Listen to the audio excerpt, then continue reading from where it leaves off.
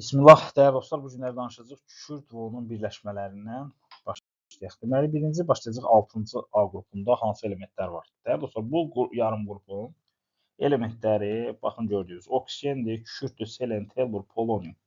Bunlar daxildir bu yarım qrupa. Bunların ilk nümayəndəsi oksigendir. Ona görə də bəzən bu yarım qrupu oksigen yarım qrupu da deyəcəklər. Yəni 6A yarım qrupuna oksigen yarım qrupu da deyəcəklər. Və bunların içərisində polonium metaldır. Yerdə qalanlar hamısı qeyri-metaldır. Yəni oksigen, kükürt, selen, tellurdur. Bunlar hamısı qeyri-metaldır. Dostlar, bunlar 6-cı qrup elementi olduğuna görə xarici elektron təbəqəsində 6 dənə elektron var. Yəni elektron sonluqları ns2, mp4 şəklində qurtarır. Və buna uyğun olaraq da bunlar deməli adi halda 2 dənə tək elektronları var. 2 dəfə də həyəcanlana bilirlər və uyğun olaraq 4 və 6 dənə tək elektronları əmələ gətirə bilirlər ki, valentlikləri də 2, 4, 6 ola bilir. Oksigen bir dənə burada həyəcanlana bilmir deyə valentliyi sabit 2-dir. Nadir hallarda 3 valentli olur. Sabit 2-dir amma. Belə, dostlar, bu sırada, yəni oksigen, kükürt, selen, tellur, polonium, bu sırada bunların qeyri-metalları azalır, reduksiya ediciləri artır, oksidazici qabiliyyətləri isə azalır. Yəni fikir verin, polonium metaldır, oksigen qeyri-metaldırsa artıq buradan hər şey aydındır. Deməli, qeyri-metallıq azalıb, metallıq artacaq. Bunda qeyri-metal deyək, buna metal deyək. Qeyri-metallıq azalıb, metallıq artacaq və buna uyğun olaraq oksidazici azalacaq, təbii ki, reduksiya ediciliyi artmış olacaq. Dahası, bunların hidrogenli birləşmələri ki var. Bunlar ümumiyyətlə uçucu təbii ki, bir dənə polonium xaric, yerdə qalanlar uçucu hidrogenli birləşmələri əmələ gətirirlər. Və bu hidrogenli birləşmələrdə əgər suda həll olacaqlarsa, müvafiq turşuya çevriləcəklər. Oldu mu? Dahası, gəlirik dostlar, bunların həmin bu sırası ki var və bu sırada da turşuluq qabiliyyəti artacaq ki, eynən halogenlərdə olduğu kimi. Necə ki, halogenlər yuxarıdan aşağı doğru getdikcə oksigensiz turşularında turşuluq qabiliyyəti artırdı. Yəni, H-flor ən zəif idi, H-yod ən güclüsü idi. Burada da həmçinin eyni qabiliyyətdir. Yuxarıdan aşağı doğru getdikcə turşuluq qabiliyyəti artacaq. Ona görə də H2 ən zəif, H2 tellur ən güclü turşu hesab olunur bunların içərisində. Daha sonra dostlar, burada deməli, kükürt, selen, tellurdur. Təbii ki, polonium turşu əmələ gətirməyəcək və yaxud da oksigen özü turşu əmələ gətirə bilməyəcək. Yerdə qalanları bu iki formada da turşu, yəni oksigenli turşu da əmələ gətirə bilirlər. Yəni kükürt, selen, tellurdur. Bunların hamısı turşu əmələ gətirə bilirlər. Və uyğun olaraq bu istiqamətdə turşu qabiliyyəti artır. Yəni H2RO3 daha zəifdir, H2RO4 daha güclü turşu hesab olunur. Və bir də belə bir şey var. Təqribən elə halogenlərə bənzər bir şeydir. Deməli, necə ki, halogenlərdə demişdik ki, məsələn, belə bir şey var idi. Deyək ki, H-xlor O4 və bir də var H-yod O4. Və nə demişdik? Demişdik ki, yuxarıdan aşağı doğru getdikcə burada turşuluq qabiliyyəti zəifləyir. Burada da eyni şey deyəcək dostlar. Deməli, təsəvvür edin, var, deyək ki, H2SO4, bir də var H2 tellur O4. H2SO4 daha qüvvətlidir, H2 tellur O4 isə daha zəifdir. Yuxarıdan aşağı doğru getsə, turşuluq qabiliyyəti zəiflədir. Yəni, oksigensiz turşularda yuxarıdan aşağı doğru getsə, turşuluq qabiliyyəti güclənir. Oksigenli turşularda isə yuxarıdan aşağı doğru getdikcə turşuluq qabiliyyəti zəifləyir deyəcəyik. Keçək, daha doğrusu kükürdün özündən danışaq. Dostlar, kükürdün elektron sonluğu 3s2, 3p4 şəklindədir. Yəni 2 dənə tək elektronu var normal halda. Buna görə də ekvivalentliyi göstərə bilir.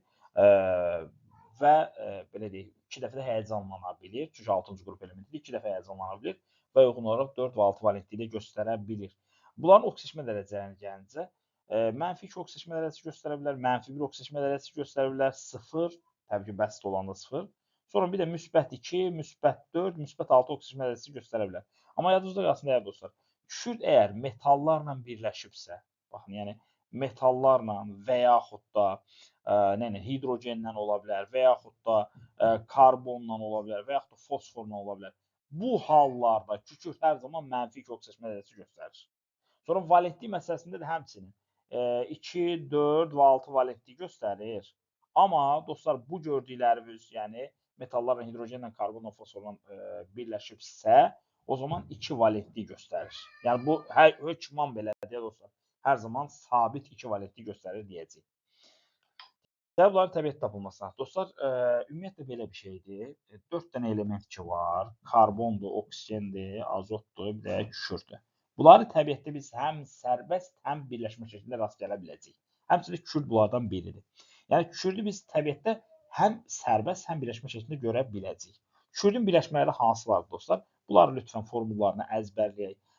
Məsələn, xüsusən də bu addım-badım qabaqcasızlıq, pirit və yaxud da dəmir kolçedan deyəcək və yaxud da kuprum 2s mis parıltısı deyəcək, polimer quruşun parıltısı deyəcək, nə bilim hidrogen sulfit deyəcək, bu da məşhur maddələrimіздəndir. Sonra sink sulfit sfalerit deyəcək, nə bilim kuprum ferrum S2, mis kolçedanı və yaxud da xalkopirit deyəcək. Baxın, sanki pirit aid bir kusok var. Bu da ona görə biz xalkopirit deyirik buna. Və S buna kino var deyəcək dostlar. Sonra burada təbii gipsimiz var, mirablit var, da Glauber duzu var. Lütfən bunların formullarını çox qəşəng bir şəkildə əzbərləyək. Gəlir dostlar, kükürdün alınması məsələsi. Kükürdü sənayedə təbii yataqlara ifrat qızdırılmış su buxarı ilə təsir eləməklə alırlar. Bu nə deməkdir uşaqlar? Məsələn, belə təsəvvür edin, bir dənə dağdır, məsələn üçün deyirəm. Bir dağdır. Bu dağın içərisində alimlər müəyyən edirlər ki, böyük bir dənə kükürd ehtiyatı var. Tərtəmiz kükürdür. Yəni onu necə çıxarar? Bütün dağda gedib o kükürdü götürür oradan? Yox, elə eləmirlər. Onun əvəzinə, məsələn üçün, buradan bir dənə dəlik açıblar. Bax, belə bir dəlik açıblar. Buradan da bir dənə dəlik açırlar. Bu hissədən isti buxar vururlar. H2O-nun isti, qaynar, ifrat qızdırılmış buxarını vururlar. O nə edəcək dostlar? O kükürdü əridəcək. Ümumiyyətlə, kükürd özü bərk bir toz halında maddədir. Kükürdün əriməsini təmin edəcək. Təsəvvür edin, görün o qədər aşağı temperatura əriyir ki, hətta su buxarı belə bunu əritməyə kifayətdir. Və kükürd oradan əriyir, belə qəşəng damla-damla tökülür, buradan da belə qəşəng yığırlar onu qabın içərisinə.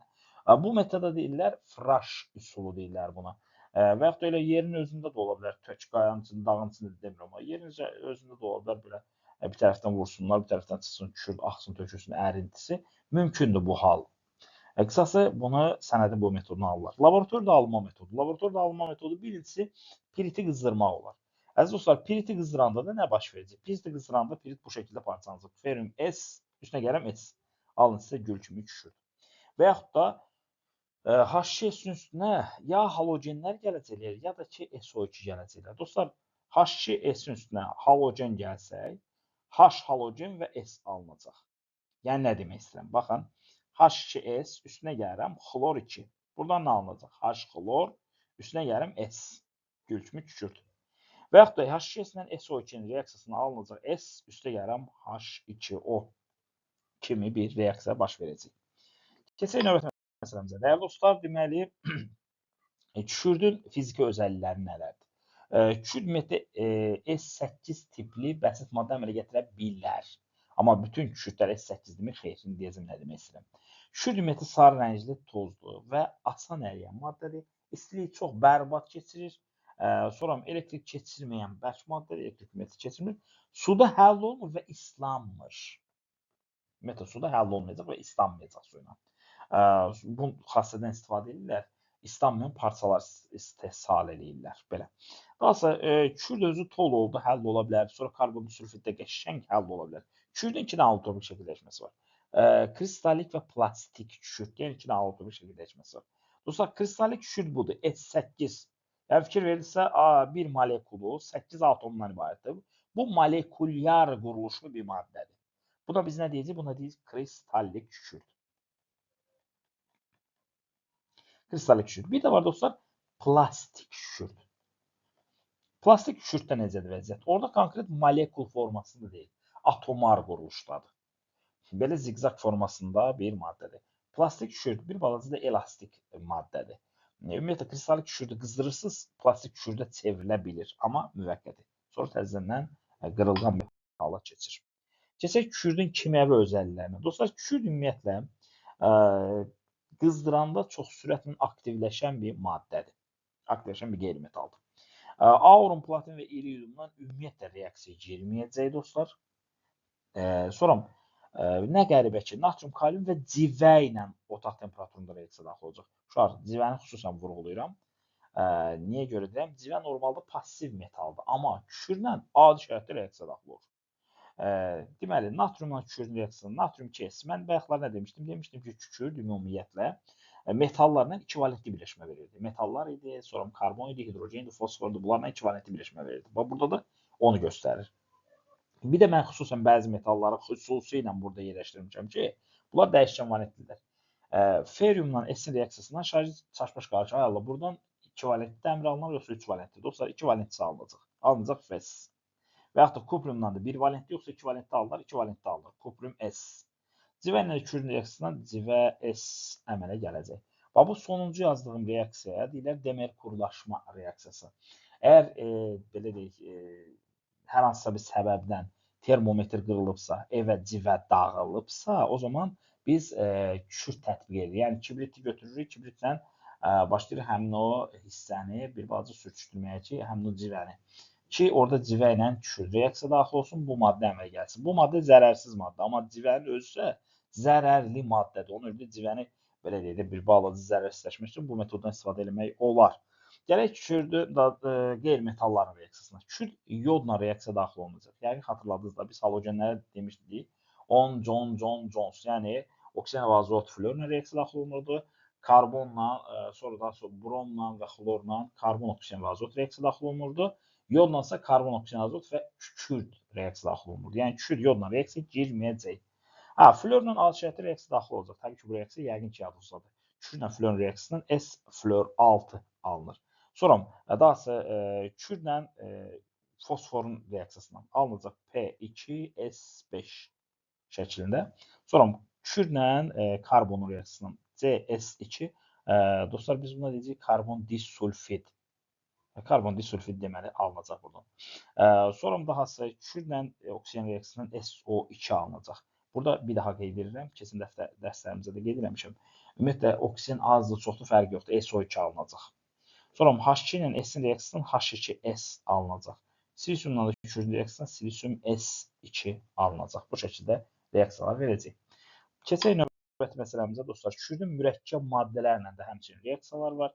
Məsələn, kükürdün qələvlərin reaksiyasından sulfid və su alınacaq. Yəni baxın, natrium 2S sulfid, üstə gəlirəm.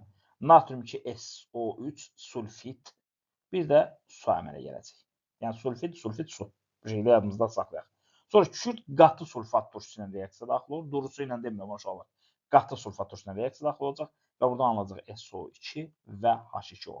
Sonra kükürd qatı nitrat turşusu ilə reaksiya, qatı və duru nitrat turşusunun hər ikisinin reaksiya daxil olacaq. Və dostlar, yadınızda qalsın ki, deməli kükürdün qatı nitrat turşusunun reaksiyasından nə qəribə olsa da su çıxacaq. Yəni baxın, H2SO4 alınacaq, NO2 alınacaq və su çıxacaq. Amma duru ilə su çıxmayacaq. Yəni də H2SO4 alınacaq və NO əmələ gələcək. Dostlar, yadınızda qalsın, qatı nitrat turşusu ilə, ümumiyyətlə inşallah nitrat turşusunda bunu sizə deyəcək. Deməli, məhsul olaraq NO2-nin, duru ilə isə NO-nun aldığını çox görəcək. Daha deməli, natrium sulfid ilə kükürdün reaksiyasına natrium tiosulfat adlı bir maddə əmələ gələcək. Bu reaksiyalarda əzbərləyək, natrium 2S2O3 deyə bir maddə əmələ gələcək. Keçək, dostlar, kükürdün tətbiq məsələsinə. Ümumiyyətlə, kükürd tətbiq olunacaq bəzi ziyanvericilərə qarşı, xüsusən üzüm içində olan bəzi göbələk mənşəli ziyanvericilərə, sonra bəzi xırda böcək sürfərinə falana qarşı deməli, mübarizədə kükürddən istifadə olunacaq. Həmçinin kükürddən kibrit istehsalında istifadə olunacaq. İnşallah irəliləyən dəqiqələrdə görəcək. Sulfat turşusu istehsal edəcək. Bundan sonra əla həll edici olan karbon disulfid kimi istifadə edəcək kükürdü.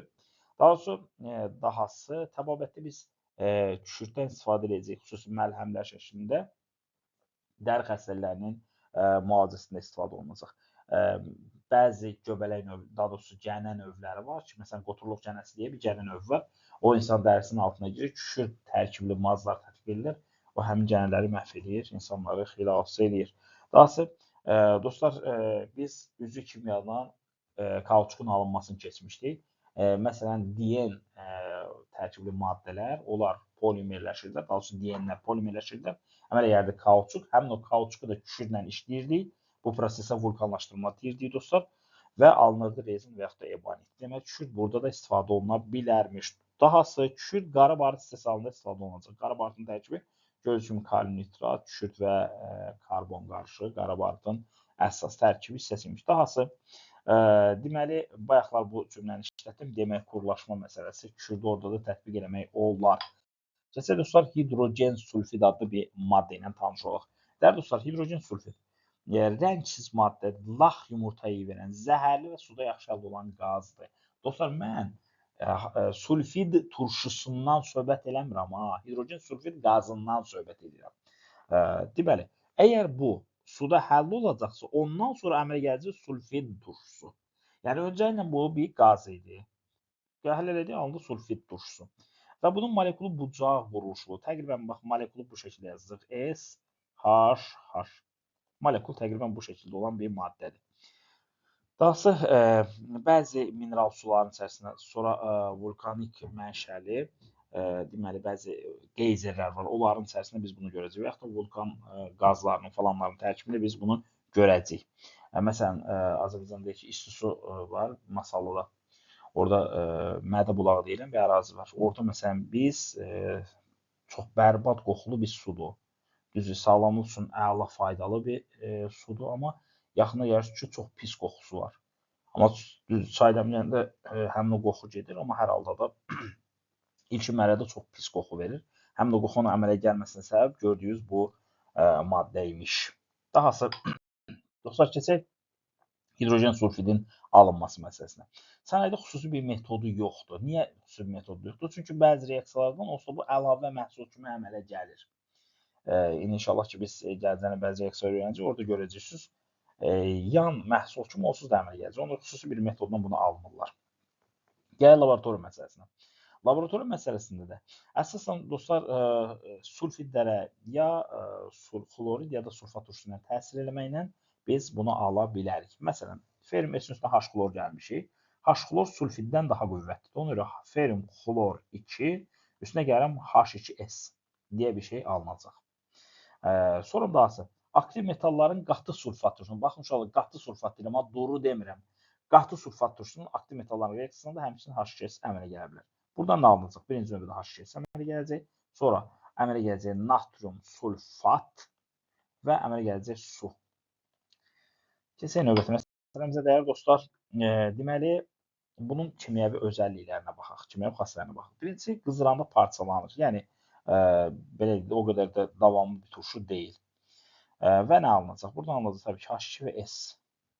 Belə bir şey alınır. Və bir də havada yanacaq. Yanmanın özü də iki cür ola bilər. Əgər oksigen azdırsa, kükürt və suya parçalanacaq, yanacaq. Yox, əgər çoxdursa oksigenin miqdarı, o zaman SO2 və H2O-ya çevriləcək. Deməli, oksigen az olsa kükürt, oksigen çox olsa SO2 əmələ gəlirmiş. Bir də zəif elektrolitdir. Ona görə çox cüzi dissosiasiya edəcək. Amma dissosiasiya eləyəcək çox cüzi miqdarda. Yəni, baxın, H2S-i biz dissosiasiya eləyəcək. Alınacaq H müsbət üstə gələm HS mənfi. Sonra bunu bir də növbəti mərhələdə də, yəni bu HS mənfi də dissosiasiya eləyəcək. Əmələ gələcək yenə H müsbət üstə gələm S2 mənfi. Çox cüzi dissosiasiya eləyəcək. Bəzən hətta bunun dissosiasiyasını heç götürmürlər ki, bu dissosiasiya eləmir. Bunu parçalamayın deyə bir şey götürürlər. Yəni, təsəvvürün o qədər zəifdir. Dahası, bu da digər turşular kimi. Mən indi danışıram, dostlar, sulfid turşusundan, yəni H2S qazından danışmıram. Sulfid turşusu metalların reaksiyada daxil olur. Metallar onun hidrogenin əlindən alır və hidrogen çıxıb gedir qırağa. Məsələn, ferumla H2S-in reaksiyasına alınacaq ferum S üstə gələm H2. Və yaxud da natriumdan alınacaq natrium 2S üstə gələm H2. Təbii ki, burada diqqətli olmaq lazımdır. Pasiv metallar olmasın. Pasiv metallar bunlara reaksiya girməzlər. Məsələn, kopium üstə gələm H2S. Buradan nə alınır? Heç nə alınmaz. Pasiv metallar deməli turşulardan hidrogen çıxara bilmirlər. Buna görə. Keçək növbəti məsələmizə. Dostlar, bunlar əsas oksidlərdir. Ümumiyyətlə əsas oksid deməyim. Bunlar bütün metal oksidləri ilə reaksiya daxil olur. Turşular ümumiyyətlə bütün metal oksidləri ilə reaksiya daxil olur. Həmçinin bunlar da. Burada da kalsiumla hidrogenin yerini dəyişir. Alınacaq kalsium S. Üstə gələm H2O. Sonra bütün turşular, bütün əsaslarına reaksiya daxil olur. Həmçinin bu da. Yəni, natrium OH ilə H2S-in reaksiyasından nə alınacaq? Alınacaq natrium 2S, üstə gələm H2O. Bu şəkildə. Sonra dostlar, belə bir şey var. Turşularla duzların reaksiyasında iki dənə məqam var idi. Ya turşular deməli turşuların bir-birini sıxışdırıb çıxarma sırasına uyğun reaksiya daxil olurdu. Hər bir turşu özündən sonra gələnin duzundan sıxışdırıb çıxarırdı. Ya belə olurdu, ya da ki, istənilən turşu, istənilən duzla reaksiya daxil olur o halda ki, sonda bir çöküntü alınsın. Bunlar olacaqsa reaksiya gedər. İndi H2S çox zəifdir. Nitrat turşusunu duzundan sıxışdırıb çıxarmağa bunun elə bir hünəri yoxdur. Onu belə çıxıb ikinci qayda işləyəcək. Yəni, baxaq, sonda çöküntü alınacaqsa bu reaksiya gedər deyərik. Yəni, nə demək istəyirəm? Baxın, hidrogenlə plümbumun yerini dəyişək. Yəni, olacaq plümbum S, üstünə gələm HNO3. Və dəyərli dostlar, plümbum S qara rəngli bir çöküntüdür. Onda belə çıxır ki, reaksiyamız gedəcək. Və yaxud da kupriumdan eyni vəziyyətdə kuprium S üstə gələm H2SO4. Yəni, belə baxanda əslində H2S H2SO4-ü duzuna sıxışdırıb çıxara bilməz. Sadəcə olaraq burada çöküntü alınır deyə bu reaksiya gedir və bu sıxışdırıb çıxarma hesab edilmir. Keçək növbəti məsələmizə dostlar, kükürt -2 ionunun təyini məsələsinə. Əziz dostlar, bunu təyin edirlər az əvvəlki reaksiyalardan gördük. Plümbum və kupriumdan ki, qarı rəngli çöküntü alınır. Buna görə biz təyin edirik. Yaxşı, HCS harda tətbiq edirik? Bizə nəyimizə lazımdır bu HCS axı? Birincisi dostlar, bunlar metal kationlarını təyin etmək üçün istifadə olunacaq. Yəni, hər hansısa bir maddənin içərisində filan metalın kationu var, yoxsa yoxdur, onu təyin etmək istəyirsə biz deməli, bundan istifadə edəcəyik. Sinkesdən ağ rəngli çöküntü, plümbum S və kuprium S-dən qara rəngli çöküntü, kadmium S-lə də sarı rəngli çöküntü verir. Bunu əslində biz deyirik ki, burada filan metalların kationları var deyirik. Sonra dostlar, HCS-in suyu xüsusən deyirlər, güya mədə bağırsaq sistemi üçün mən tam-tamına belə deyək, bunun təsdiqini bilmirəm, yəqin ki var. Deməli, mədə xəstəliklərinin müalicəsi üçün çox əla bir effekt verilmiş hidrogen sulfid olan sudur. Qoxusu çox bərbaddır. Ona görə də bəzən bu suları mədə suyu da deyilir. Məsələn, elə masalda olan da mədə bulağı deyirlər və yaxud da Qəbələnin girişində bir Bədo adlı bir bulaq olmalıdır. O da həmçinin mədə bağırsaq sistemi üçün faydalıdır. Onun da tərkibində HCS var idi. Dəyərli dostlar, keçək kükürt qazı məsələsinə. Növbəti bir maddə ilə tanış olaq. Əziz dostlarım, növbəti maddəmiz kükürt qazıdır, yəni SO2 qazıdır. Bunun da molekulu dostlar bucaq quruluşudur. Yəni baxın belə bir şəkildədir. Belədir. Kükürt atomu burada sp2 birləşmə vəziyyətindədir, dəyərli dostlar. Sonra gəlin bunun alınması məsələsinə baxaq. Bunun alınması məsələsində ya kükürdün özünün və yaxud da bunun təbii sulfidlərinin, kükürdün təbii sulfidlərinin yandırılması ilə biz bunu ala bilərik. Məsələn, kükürdün özünü yandırsaq SO2 alınacaq. Təbii sulfidlərini yandırsaq nə alınacaq? Ferium 2O3 üstünə gələm SO2. Və yaxud da sinklə yandıranda onlar sink oksid üstünə gələm SO2. Gördüyünüz kimi hər halükarda biz nə aldıq? SO2 aldıq. Bu sənaydə alınma metodudur. Birazdan buna yenə toxunacaq. Gələk laboratoriya məsələsinə. Laboratoriyada da baxın bu sulfat turşusu çox qüvvətli turşudur. H-xlor O4-dən başqa bütün turşuları duzlarına sıçrayıb çıxarır. Bu da sulfit turşusunun qalığıdır. Reaksiya baş verəndə sulfitlə sulfatın yeri dəyişir. Yəni olur natrium 2 SO4 üstünə gələm H2SO3. Amma bu turşu çox zəifdir. Dərhal da parçalanacaq. Nəyə parçalanır? SO2-yə və H2O-ya. Gördüyünüz kimi SO2 almış olduq. Və yaxud da kükürdün özünün qatı sulfat turşusundan reaksiyası var. Az əvvəl bunu baxmışdıq dəyərli dostlar. Buradan SO2 və H2O alınır. Sonra dahası passiv metalların qatı sulfat turşusundan reaksiyasından da biz SO2 ala bilərik. Məsələn, bu reaksiyadan kuprium SO4. Amma dostlar, bu da qatı sulfat turşusu olsun. Duru olmasın. Kuprium sulfat üstünə gələm SO2, üstünə gələm H2O alırıq. Keçək dostlar növbəti məsələmizə. Bunun fiziki özəlliklərinə baxınca, deməli SO2 qazı rəngsiz qazdır, kəskin iyili, suda əla həll olan zəhərli və boğucu qazdır. Ona görə biraz ehtiyat olmaq lazımdır bundan. Kimyəvi özəlliklərinə baxınca, birincisi, dəyərli dostlar, deməli bu bir turşu oksididir. Sulfit turşusunun anhidrididir. Ona görə suyuna reaksiya daxil olacaq. H2SO3 əmələ gələcək. Amma eyni zamanda da davamsızdır. Ona görə də burada fikir verin, qarşılıqlı ox qoymuşuq. Yəni, bu dönəm prosesdir. Sulfit turşusu əmələ gəlir və tez də parçalana bilər. Dahası, deməli, yəqin xatırlayırsınız, turşular bölümünün keçində sizə demişdik. 3 dənə turşu anhidridi var ki, SO2-dir, CO2-dir, SO3-dür. Əsasən bunlardan söhbət eləmişdik. Və demişdik ki, bu turşu anhidridləri bir turşulu əsaslarla birin birə nisbətində reaksiya daxil olarsa, söhbət qələvlərlə gedir. Qələvlərlə birin birə nisbətində reaksiya daxil olarsa, 1 mol turş duzu alınır. Yəni burada alınacaq natrium HSO3. Yox, 2-nin 1-ə nisbətində reaksiya daxil olarsa, məsələn, deyək ki, natrium H-dan 2 mol götürmüşüksə, burada normal duz və su alınacaq. Yəni nə demək istəyirəm? Natrium 2SO3 və H2O əmələ gəlir. Fikir verirsə, normal duz və su 2-nin 1-ə nisbətində reaksiya daxil olanda olurdu. 1-in 1-ə nisbətində reaksiya daxil olanda da sadəcə turş duz alınırdı, su falan da çıxmırdı. Dahası, deməli, metal oksidlərindən turş oksidləri reaksiya daxil olub duz əmələ gətirirdi. Həmçinin burada da o qayda keçərlidir. Kalsium SO3 alınacaq. Sonra dahası, deməli, SO2 ilə hidrogenin reaksiyasından, dostlar, SO2 ilə hidrogenin reaksiyasından kükürt çıxacaq və H2O əmələ gələcək. O deyimdə, deməli, H2 kükürdü, atdı qırağa, özü daxil oldu onun yerinə. SO2 doymamış turş oksididir. Onun yerdə oksigen reaksiyası daxil olub doyacaq. Yəni SO3 əmələ gətirəcək. Sonra gələk bunun tətbiqi məsələsinə. Bu SO2 nəyimizə lazımdır? Axı, nə edirik biz SO2-ni? Dostlar, deməli, biz boyaların rəksləşdirməsi üçün SO2-dən istifadə eləyəcəyik. Yəni, təqribən belə deyək, boyaları parçalayacaq, nə edəcək. Sonra da mikroorqanizmləri zərərsizləşdirəcək. Bir də, dostlar, sulfat turşu istehsalında bunu istifadə edəcək. Sulfat turşu istehsalında bunu necə istifadə edəcək? Onu da az sonra inşallah ki, sizinlə bərabər incələyəcək. Gələk kükürdün növbəti oksidinə SO3, yəni kükürt trioksidə. Dostlar, kükürt trioksidin quruluşu bu şəkildədir. 3 dənə oksigen belə şişə bunun ətrafına yığılıbdır və molekul yenə sp2 birləşmə vəziyyətindədir, dostlar. Gəlirik növbəti məsələmizə, bunun alınması məsələsi.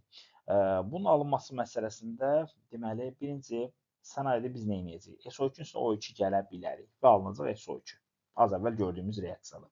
Laboratoriyada necə bunları alacaq, dostlar? Laboratoriyada gördüyünüz bu iki maddəni qəşə-qəşə parçalaya bilər. Ümumiyyətlə, sulfatların əksəriyyəti parçalanır onsuz da. Deməli, burada nə alınacaq? Alınacaq kalium 2SO4, üstünə gələn SO3 və yaxud da sulfatlar çox rahat bir şəkildə parçalanacaq. Qızdıracaq, alınacaq oksid, yəni ferum 2O3. Üstə gələn bir də SO3. Bu şəkildə rahat bir şəkildə parçalandı. Gördüyünüz kimi laboratoriyada belə SO3 aldıq. Keçək, dostlar, bunun fiziki özəlliklərinə. Ümumiyyətlə, SO3 necə maddədir? SO3 əgər 17 dərəcə Selsidə saxlasaq, bərk rəngli, ağ rəngli bir, deməli, mayeyə çevriləcək. Deməli, belə çıxır ki, otaq temperaturunda, yəni təqribən bir 20 dərəcə Selsiyin ətrafında bu maye haldadır. Amma normal şəraitdə deyəndə kimyada 0 dərəcə Selsi temperaturu nəzərdə tutulur. Normal şərait deyəndə bu bərkdir. Yəni 0 dərəcə və onun aşağısında bərk, elə ki, temperatur yavaş-yavaş artır. 17 dərəcə və ondan yüksək keçəndən sonra mayeləşir. Dostlar, bu higroskopik maddədir. Higroskopik nə deməkdir? Suyu özünə udan maddədir. Hətta bəzən maddələrin içərisindən suyu belə götürə biləcəyini, biraz sonra bu reaksiyalara diqqət edəcəyik. Deməli, dostlar, bunun suda məhlulu, su ilə daha sonra reaksiyasının məhsulu sulfat turşusu olacaq. Deməli, bunun kimyəvi özəlliklərinə baxaq. SO3 su ilə reaksiya daxil olacaqsa H2SO4 əmələ gətirəcək və yaxud da bütün metal oksidlərlə qəşə-qəşə reaksiya daxil ola bilər. Metal oksidlərlə reaksiya daxil olanda sulfat turşusunun duzlarına çevriləcək. Yəni, baxın, nə demək istəyirəm. Burada alınacaq natrium 2SO4. Sonra əsaslarla reaksiya daxil olanda, bu da həmçinin SO2 kimi. Bayaqki məsələ yeni gündəmdədir. Əgər 1-in 1-ə nisbətində reaksiya daxil olsa, 1 mol turş duz əmələ gətirəcək. Yox, əgər 1-in 2-ə nisbətində daxil olsa, o zaman nə əmələ gələcək? Kalium 2SO4, yəni normal duz və su çıxacaq. Bayaq dediyimiz qaydanın eynisidir. Sonra SO3 əgər qızdıracaqsa, dəyərli dostlar, SO3 parçalana biləcək və əmələ gətirəcək SO2 və O2-ni. Necə ki, bayaqlara əmələ gəlmiş dostlar. Eyni zamanda elə o şəkildə geri çəkilə bilirmiş bu. Dahası, deməli, SO3 ilə fosforun reaksiyası buradan alınacaq dostlar SO2 və P2O5. Bayaqlar bir cümlə işlətdik, dedik ki, bu higroskopik maddədir, yəni su uducu maddədir. Bu nə edəcək? Şəkərin içərisindən suyu götürüb aparacaq və yazıq karbon qalacaq burada sadəcə və əmələ gələcək SO3. Təbii ki, bu bir də özünə su birləşdirəcək. Təsəvvür edin, şəkərin içərisindəki suyu götürür, şəkər kömürləşir. Deməli, bundan harada istifadə olunacaq? Qazların qurudulması və sulfat turşusu istehsalında istifadə olunacaq. Qazların qurudulması prosesi nə deməkdir, əzizlərim? Yəni, o demək ki, məsələn, mən hidrogen qazı istehsal edirəm, onunla bərabər, deyək ki, məsələn üçün, su buxarı da alınır.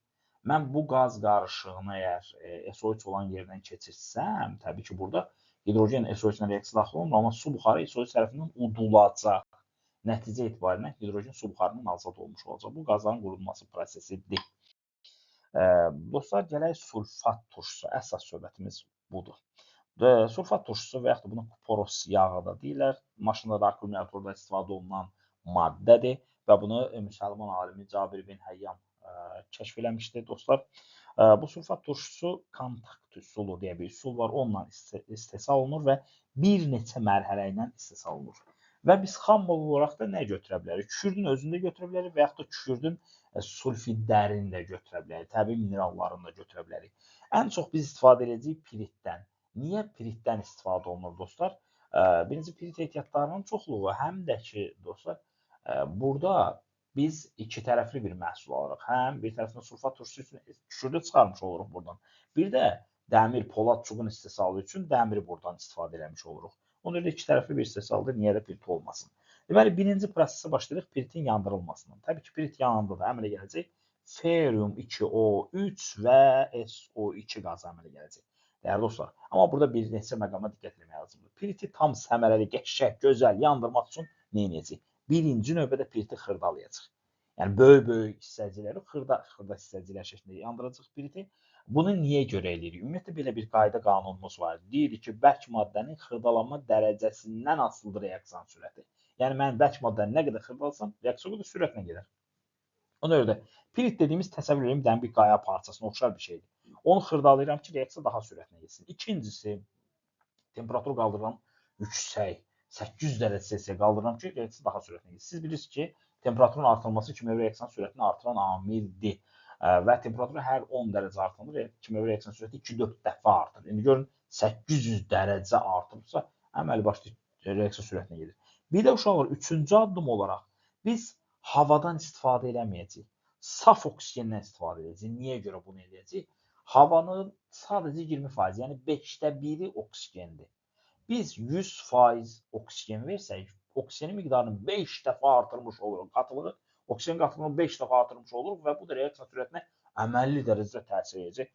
Reaksiya həddən ziyadə şiddətlə gedəcək. Dahası, ikinci mərhələ. Yəni, birinci mərhələmiz nə oldu? Piritin yandırılması oldu və bu addımları atdıq biz burada. İkinci mərhələdə əmələ gələn bu SO2-ni SO3-ə çevirəcəyik. Amma biz burada katalizatorlardan istifadə edəcəyik. SO2 katalizatorlarla oksidləşəcək, katalizatorun iştirakı ilə. SO2 oksidləşib SO3-ə çevriləcək. Bundan ikinci mərhələmiz yekunlaşdı. Nəhayət sonra gəlir üçüncü mərhələ. Üçüncü mərhələdə biz bu SO3 qazını, daha doğrusu SO3 maddəsini qatı sulfat turşusundan udub oleuma çevirəcək. Qatı sulfat turşusu nə deməkdir? Qatı sulfat turşusunun içərisində su var. Yəni, az miqdarda da olsa orada su var. Həmin o su ilə, belə deyilir, SO3-ün sanki bir reaksiyası olacaq. Bu adlanacaq oleum. Bu əmələ gələn bu oleumu su ilə qarışdırıb istənilən nisbətdə bu sulfat turşusu almaq olar. İndi şahid soruşur ki, ay müəllim, bəs niyə görə biz SO3-ü birbaşa H2O ilə reaksiya aparıb H2SO4 almadıq? Uşaqlar, bunun səbəbi var. Çünki bu zaman arzu olunmaz sulfat turşusu dumanı əmələ gəlir. Sulfat turşusu SO3 su ilə reaksiya edəndə çox güclü bir qızma müşahidə olunacaq. Dəhşət dərəcə qızma müşahidə olunacaq və bu da əmələ gələn sulfat turşusunu buxara çevirəcək. Bir dumana çevirəcək. Həmin o duman da zavodun detallarını belə əridə bilər. Təsəvvür eləyin. Yəni, qaynar bir vəziyyətdə zavodun detallarını da əridə bilər. Ona görə bundan istifadə eləmirlər. Uşaqlar, burada bir hiylə və yaxud da ipucu deyim sizə. Bunda nəyə diqqət edək? Gözümün işıqları. Burada diqqət etməli olduğumuz məqam nədir? Əgər kükürddən alınıbsa, çıxım 100%-dirsə, o zaman 1 mol kükürddən 1 mol sulfat turşusu alınacaq. Siz burada kükürdlərə fikir verin. Yox, əgər piritdən alınıbsa, baxın, pirit ferium S2 idi. Burada H2SO4-ün içərisində bir dənə kükürd var. Onda belə çıxır ki, 1 mol piritdən 2 mol sulfat turşusu almaq olar. Əgər çıxım, yəni deyirəm, 100%-dirsə. Təbii ki, mərhələlər nə gedir? Mən birbaşa dedim də bunu sizə. Keçək sulfat turşusunun özündən biraz danışaq, görək bu zat-ı müxtərəm necəymiş. Sulfat turşusu ümumiyyətlə rəngsiz maddədir, ağır maddədir və uçucu olmayan maddədir, güclü hiqroskopik maddədir və yağlı təhərdir. Dostlar, hətta o qədər hiqroskopikdir ki, sulfat turşusunun qabını ağzı açıq saxlayın bir müddət, görəcəksiniz ki, bir müddətdən sonra qab ağırlaşdı. Səbəb nədir? Çünki ətraf mühitdən su buxarını udur və biraz da olur, kütləsini artırmış olur.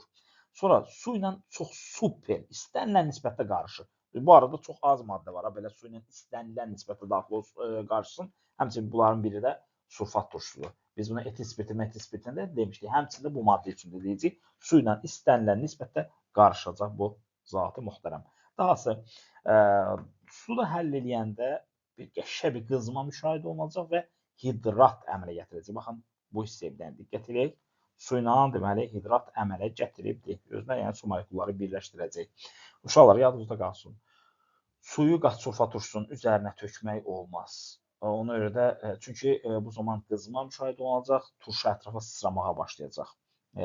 Suyu deməli sulfat turşusunun üzərinə tökməyik. Turşunu suyun üzərinə əlavə edirik, amma çox cüzi miqdarda əlavə edib qarışdırırıq.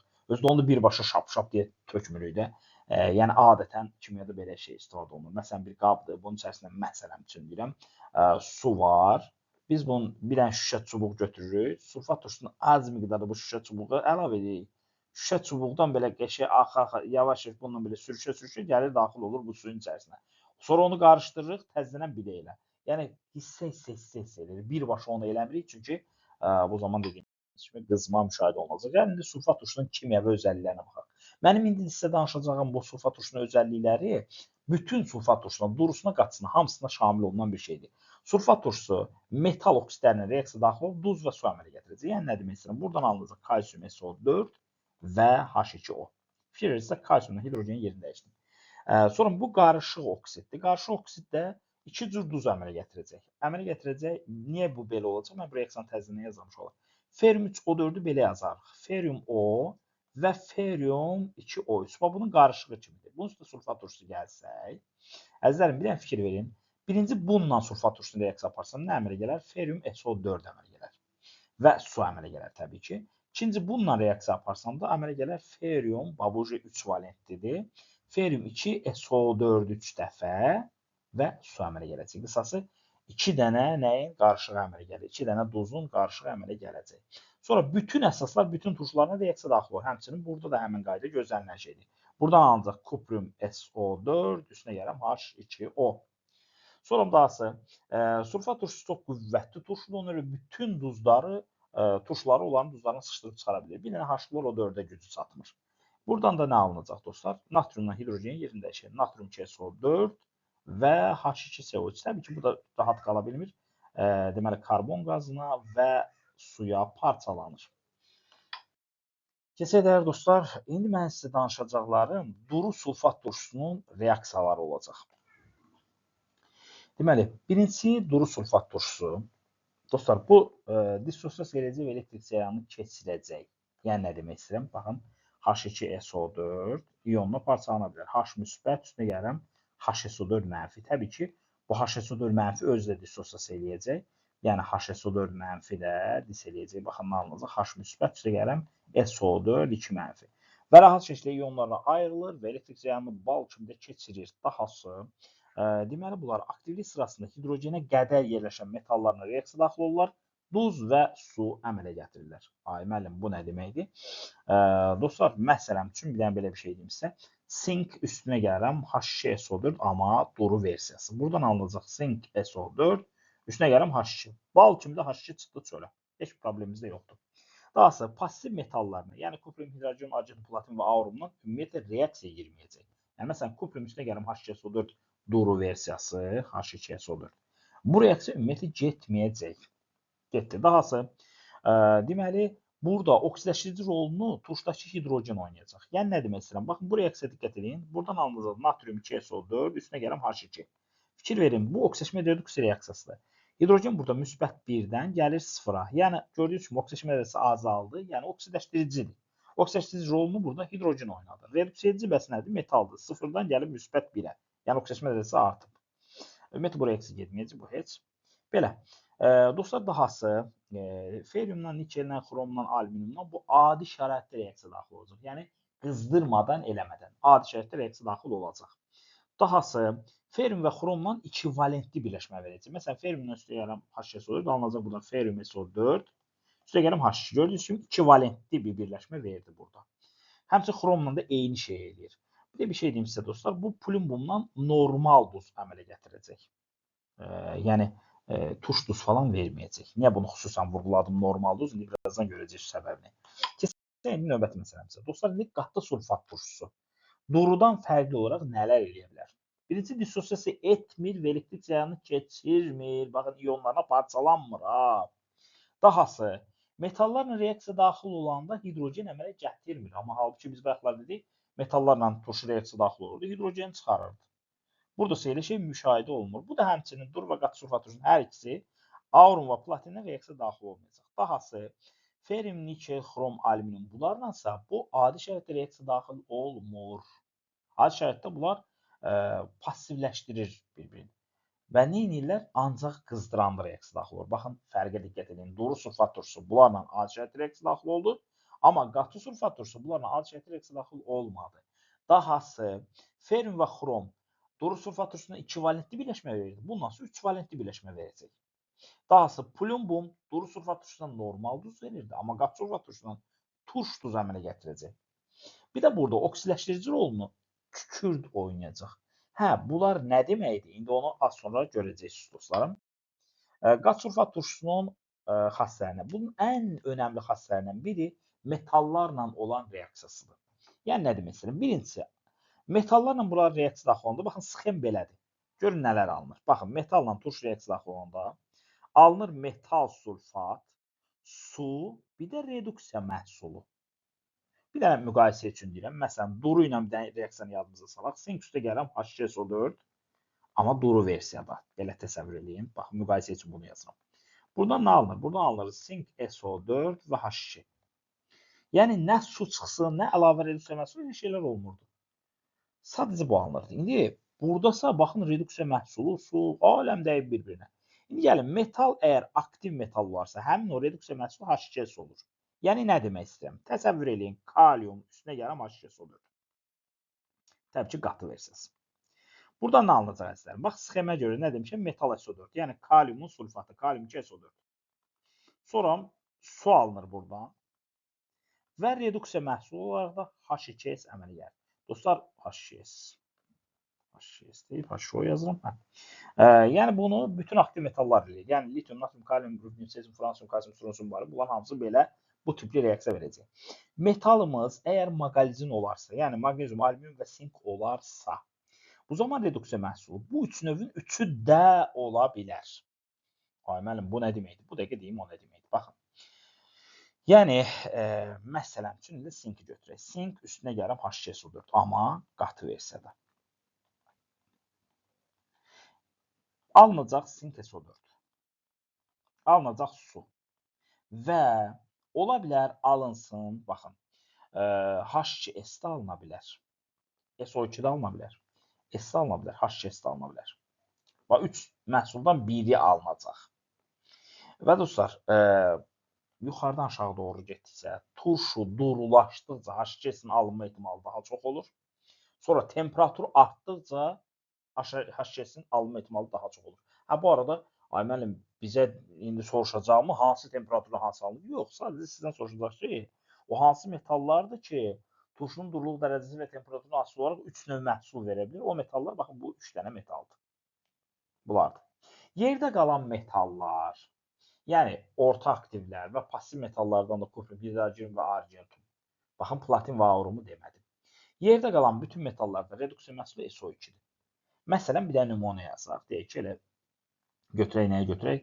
Misi götürək. Mis üstə gələm H2SO4, amma qatı versiyada. Təbii ki, duru yox. Bu zaman nə olacaq? Mis SO4 alınacaq su və reduksiya məhsulu olaraq SO2 alınacaq. Burada bir neçə məqama diqqət edək. Birincisi, bayaqları biz bir şey dedik. Dedik ki, reduksiya məhsulu kükürdün özüydü. Bu nə deməkdir? Baxın, buradakı kükürd müsbət 6-dır oksidaşma dərəcəsi. Burada kükürd mənfi 2-dir. Sonra burada metalımız 0, buradasa müsbət 1-dir. Baxın, metalımız oldu reduksiya edici. Kükürdümüzsə oldu oksidləşdirici. Bayaqlarıma bu sözü hidrogen üçün demişdik. Baxın, hidrogen burada müsbət 1 idi, burada 0 idi. Yəni azalmışdı. Burada oksidləşdirici hidrogen idi. Deməli, duru sulfat turşulu metalların reaksiyasında oksidləşdirici hidrogendir, amma qatı sulfat turşulu metalların reaksiyasında oksidləşdirici kükürt oldu. Həmin o azalan kükürt oldu. Belə. Daha sonra plumbumdan deməli qatı sulfat turşulunun reaksiyasından, dəyərli dostlar, turş duz alınacaq. Yəni plumbum HSO4 2 dəfə, üstünə gəlin H2O və SO2 alınacaq. Buna diqqət edərsiniz. Sonra dəmir və xrom qatı sulfat turşusuna bayaq demişdik ki, 3 valentli birləşmə əmələ gətirir. Amma duru sulfat turşusuna 2 valentli verirdi. Buna qatı yazım da. Yəni nə demək istəyirəm? Məsələn, ferium üstünə gəlirəm HSO4 və qatı versiya. Buradan alınacaq ferium 2, SO4 3 dəfə, üstünə gəlirəm H2O və üstünə gəlirəm SO2. Fikir verilirsə 3 valentli. Bir də müqayisə üçün yazıram. Ferium üstünə gəlirəm H2SO4 duru. Baxın, burada nə əmələ gəldi? Burada əmələ gəldi ferium SO4 üstünə gəlirəm H2. Fikir verin, dəmirin 2 valentli birlər duzu alındı. Amma buradası dəmirin 3 valentli duzu alındı. Müqayisə üçün buna diqqət edin. Dahası, aşağıdakı adi şərait duru ilə adi şərait reaksiya girir. Qatı ilə isə temperaturun təsirindən reaksiya girir. Dahası keçək qatı sulfat turşusunun bir də qeyri-metallarla da reaksiyası var. Təbii ki, qeyri-metallarla reaksiyasında da nə əmələ gələcək? Məsələn, karbonla qatı sulfat turşusunun reaksiyasına nə alınır? Alınar. Deməli, SO2 qazı alınacaq. Əslində, burada bir də H2SO3 alınır. CO3 daha doğrusu alınır. O da parçalanır. Əmələ gəlir CO2 və H2O. Buna çevrilir. Sonra kükürdün özü ilə də qatı sulfat turşusu reaksiyası olur. SO2 və H2O əmələ gətirə bilir. Dahası, sulfat turşusunun özü də, qatı sulfat turşusunun özü də SO3 qazı kimi higroskopikdir. Yəni, nə edəcək? Əməlli başlı bu su uducu maddədir. Yəni, şəkəri kömürləşdirir. Yazıq şəkər. Karbon su ilə birləşmişdi, qəşəng şəkər adlanmışdı. Nə edir bu? O şəkərin suyunu ondan alır və nəticə etibarında nəyə çevirir? Onu kömürə çevirir və qatı sulfat turşusu ilə suyun belə bir məhsuluna çevirir. Hətta deməli nə edir? Qarışqa turşusundan belə su çıxarır. Bir dənə fikir verin uşaqlar. Bax, buradan deyək ki, bu OH-ı, buradan da H-ı götürdü. Özünə götürdü. Yəni, buradan bir su çıxsın. Əslində, həmin su qatı sulfat turşusu ilə birləşib. Amma deyək ki, çıxsın. Yerdə nə qalır? Alınır dəm qazı. Dostlar, bu dəm qazının laboratoriyada alınma metodudur və ən təmiz dəm qazı alma metodudur. Dahası, deməli, SO3 qazı ilə sulfat turşusu birin birə nisbətində olanda pirosulfat turşusuna çevrilir. Yəni, baxın, H2S2O7 bu maddəyə çevrilir. Dostlar, sulfat iyonunun təyini məsələsinə gəlincə. Sulfat iyonunu təyin edirlər barium iyonu ilə. Məsələn, barium klorid ilə natrium sulfatı reaksiyasına alınacaq barium SO4 ki, bu ağ rəngli bir çöküntüdür və alınacaq natrium xlor. Keçək də dostlar, növbəti məsələmizə sulfat turşusunun duzları söhbəti var. Dostlar, sulfat turşusu 2 növ duz əmələ gətirir. Bir normal duz, yəni sulfatlar, yəni metal SO4-lər. Məsələn, zink SO4. Bir də əmələ gətirir turş duzlar. Yəni içərisində hidrogen olurlar. Məsələn, natrium HSO4. 2 duzlar əmələ gətirir. Ümumiyyətlə sulfatlardan. Sulfatların hamısı suda yaxşı həll olanda, amma bəziləri istisnadır.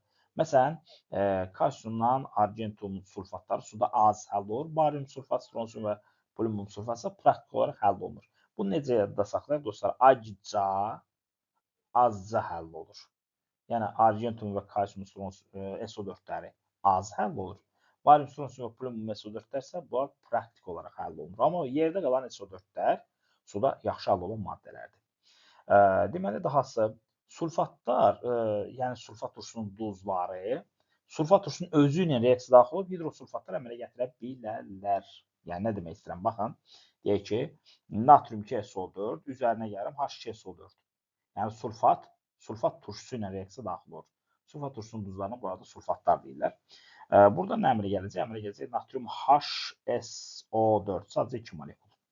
Fikir verin, duz öz turşusu ilə reaksiya daxil olunur. Bəli, o halda ki, aralarında hidrogen fərqi minimum 2 olsun. Yəni, burada 0 dənə hidrogen var, burada 2 dənə hidrogen var. Arasındakı fərq 2 olduğuna görə biz nə edəcəyik dostlar? Buraya isə gedir deyəcəyik. Dahası hidrosulfatlar sulfatlardan daha yaxşı həll olurlar. Ümumiyyətlə belə bir qaydamız var idi. Deyirdik ki, turş duzlar normal duzlardan daha yaxşı həll olur. Və bir də duzun içərisində hidrogenin miqdarı çoxaldıqca adətən belədir, həll olmada daha yaxşılaşır. Təbii ki, istisnalar var. Natrium karbonat, natrium hidrokarbonat misalında istisnalarımız var. Bu da həmçinin həmin qaydaya tabe olur. Hidrosulfat sulfatdan daha yaxşı həll olur. Dahası deməli bir kənara bir cümlə deyək ki, bu pirosulfat turşusu dediyimiz, bu da davamsız bir turşudur. Yalnız kristal halda mövcuddur, qalan hallarda mövcud deyil. Gələk sulfat turşusunun tətbiqi məsələsinə. Əziz və hörmətli dostlar, sulfat turşusu da həmçinin qazların qurudulmasında istifadə olunur. Çünki higroskopikdir. Həmçinin gübrə istehsalında istifadə olunacaq. Dəyərli dostlar, bəzi sulfat turşusunun duzlarının alınmasında istifadə olunacaq. Deməli, bu gördüyünüz maddə təbii gipsdir. Bu alebastrın alınmasında istifadə olunacaq. İnsanların bildiyi bir yanlış var. Baxın, normalda biz gedib inşaat mağazasına, mallar mağazasına gedirik. Deyirik, mənə cips ver. Əslində biz cips almağa getmirik. Biz alebastr almağa gedirik. Ki, həmin adam ona oxşayan bir toz verir bizə. O toz əslində alebastrdır. Həmin o alebastrdan inşaatda istifadə olunacaq. Sonra tibbdə istifadə olunur o gips, əl sınanda falan gipsə qoyub deyirlər. Həmin o material alebastrdır əslində. Alebastr su ilə qarışdırırlar. O özünə su çəkir və gipsə çevrilir. Yəni biz gedib gips almırıq, alebastr alırıq. Təbii gips var. Həmin o təbii gipsi qismən susuzlaşdırıb alebastr istehsal edirlər və həmin o alebastrda biz təzədən su ilə qarışdıranda təbii gipsə çevrilmiş oluruq. Alebastr deməli özünə su çəkə bilir, amma təbii gipsə su çəkə bilmir. Fərqlər budur. Dostlar, daha sonra misk porosu, yəni kupron sulfatın 5 molekulu ilə kristal hidratı bitki ziyanvericilərinə qarşı bitki ziyanvericilərinə qarşı mübarizədə istifadə olunacaq dəyərli dostlar. Nəhayət gəlir qat sulfat turşusunun istehsalı, daha doğrusu təyini məsələsi. Əgər biz qat sulfat turşusu olan qaba nazik çöp salsaq, çöp kömürləşəcək. Niyə? Çünki çöpün özünün tərkibində də dostlar karbohidratdır. Yəni bayaqlar necə biz şəkərin kömürləşməsini görmüşdük.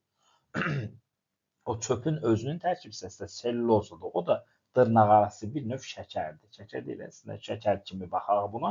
Onu da həmçinin suyu çıxandan sonra kömürü qalar. Ona görə də nazik çöp kömürləşir. Biz bilirik ki, burada qat sulfat turşusu var. Dəyərli dostlar, diqqətinizə görə təşəkkürlər.